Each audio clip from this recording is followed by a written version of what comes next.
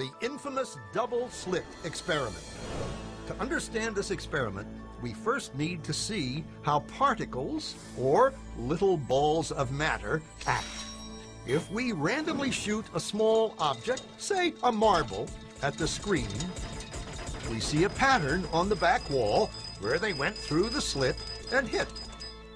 Now, if we add a second slit, we would expect to see a second band duplicated to the right.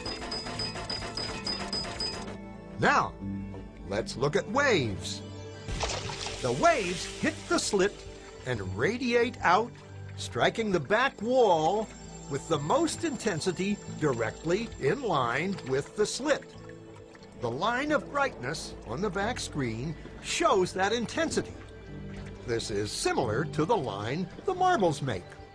But when we add the second slit, something different happens. If the top of one wave meets the bottom of another wave, they cancel each other out. So now there is an interference pattern on the back wall. Places where the two tops meet are the highest intensity, the bright lines, and where they cancel, there is nothing. So, when we throw things, that is, matter, through two slits, we get this, two bands of hits. And with waves, we get an interference pattern of many bands. Good so far. Now, let's go quantum.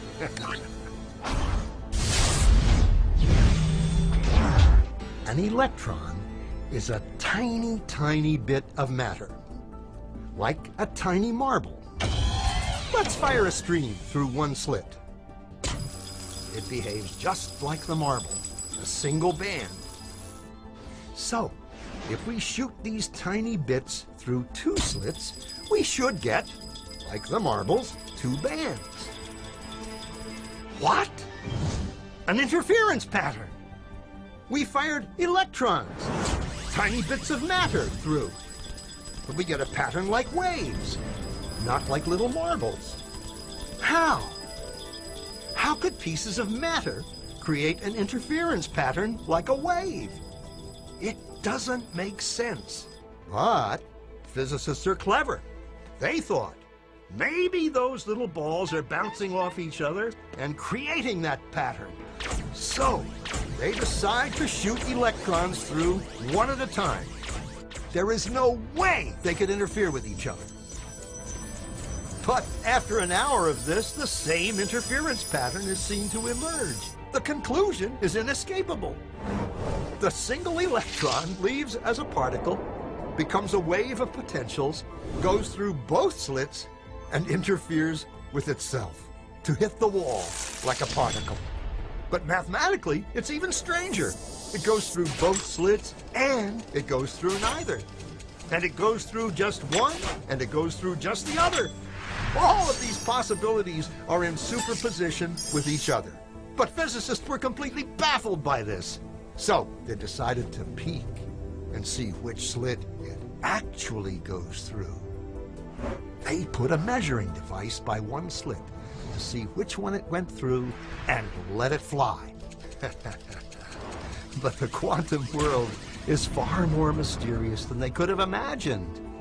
When they observed, the electron went back to behaving like a little marble. It produced a pattern of two bands, not an interference pattern of many. The very act of measuring or observing which slit it went through meant it only went through one, not both.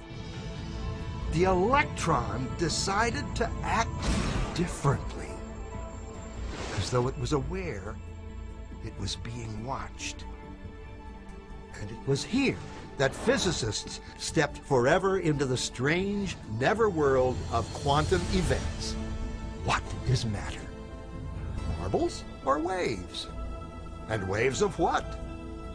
And what does an observer have to do with any of this?